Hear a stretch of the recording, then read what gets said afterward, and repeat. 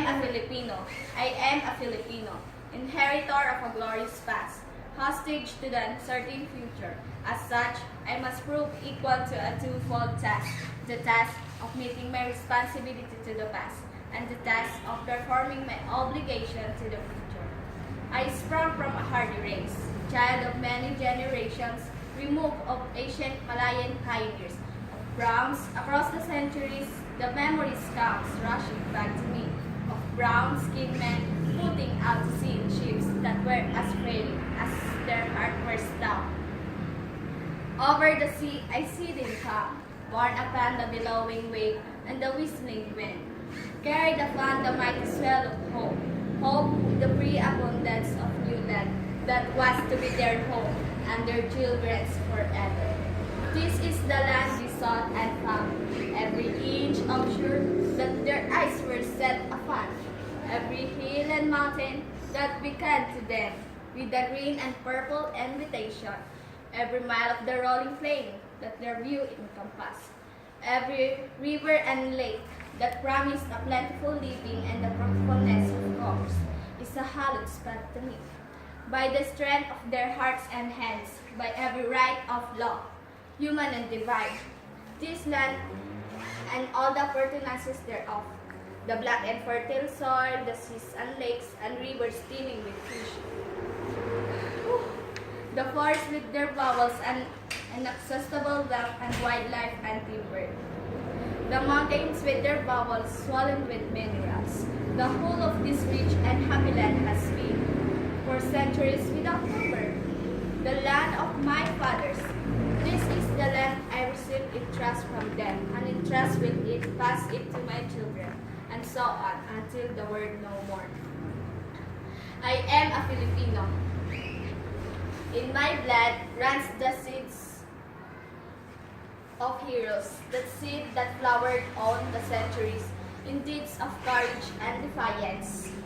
In my veins yet pulses the same hot blood that sent Lapu-Lapu to battle against the alien foe, drove Jigosila and Dagohoy into rebellion against the foreign oppressor. That seed is immortal. That seed is immortal.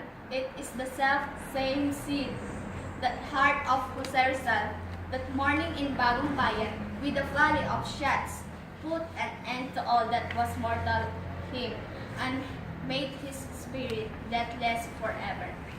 The same that flowered in the hearts of Bonifacio, at Balintawak, of Gregorio del Pilar at Tirad Pass, of Antonio Luna at Kalumpit, that bloom in flowers of frustration in the sad heart of Emilio Aguinaldo at Palanan, and yet burst forth royally again in the proud heart of Manuel L. Quezon, when he stood at last on the threshold of ancient Malacañang Palace in the symbolic act of possession and racial vindication.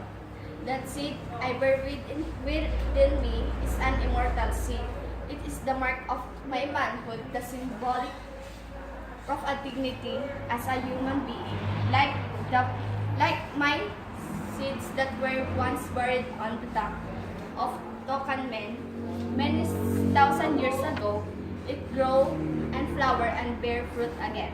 It is the ensign of my race, and my generation is back a strength in the unending search of my people for freedom and happiness. I am a Filipino, child of the marriage of the East and the West. The East, with its glamour and mysticism, its facility and endurance, was my mother and my son. Was the West that came thundering across the seas with the cross and sword and the machine. I am of the East, an eager participant.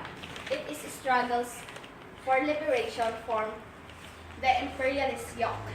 But I also know that the East must awake from its century sleep, shape of the lethargy that has bound his limbs, and start moving where destiny awaits. For I too am of the West, and the vigorous people of the West have destroyed forever the peace and quiet that once were ours. I can no longer live being apart from those words. Now trembles to the roar of bomb bamboo and cannon, for no man and no nation is an island, but a part of the main, there is no longer an east and west. Only individuals and nations and making those momentous choices that are needs upon which history solves. At the vanguard of progress in the part of the world that stand a forlorn figure in the eyes of the same but are defeated and lost. For through the thick interlating branches of habit and custom, know that it's good. I have seen the light of justice and equality and freedom, and my heart has been lifted by the vision of democracy, and I shall not rest until my land and my people shall have been blessed by this. Beyond the power of any man or nation to subvert or destroy. I am a Filipino, and this is my inheritance. What pledge shall I give that may prove worthy or my inheritance? I shall give the pledge that has come down the compounded of the joyous cries of my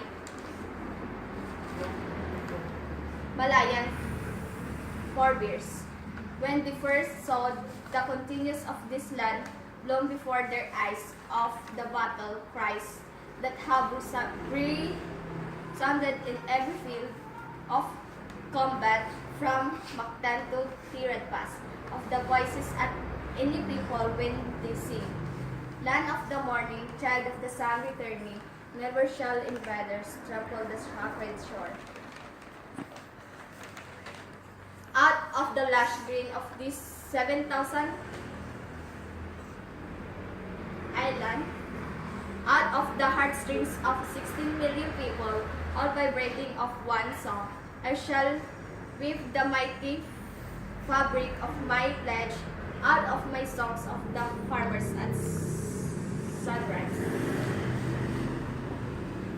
When they go to door in the fields out of the sweat of the hard-beaten pioneers in Malig and Coronadal, out of the silent endurance of Theodores at the fierce and the ominous grumbling of the peasants' Pampanga, out of the first cries of babies, newly born and lullabies, and the whine of turbines in the factories, out of the crunch and close, mourning the earth, out of the limitless patience of teachers in the classrooms and doctors in the clinics, out of the drum of soldiers' machine, I shall make the pattern of my pledge.